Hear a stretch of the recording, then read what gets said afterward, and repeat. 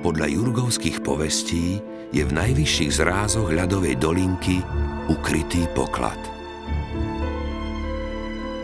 Márne sa Gorali snažili vyliesť k nemu.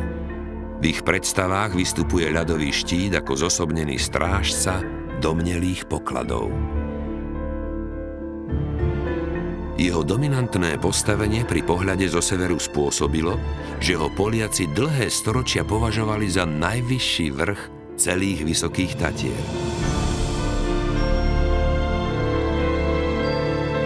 Že na štíte ešte nikto nestál, sa dozvedeli traja berlínsky študenti od svojho profesora geografie.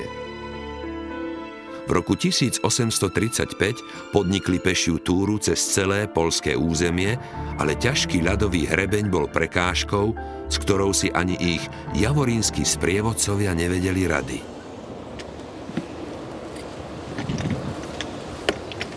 O 8 rokov neskôr sa organizácie výstupu ujal ich profesor.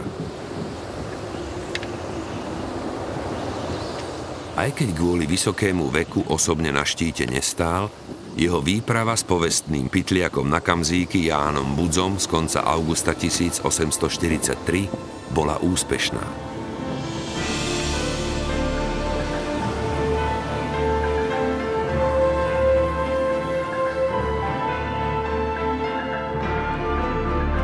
Profesor Karl Ritter túto udalosť opisuje nasledovne.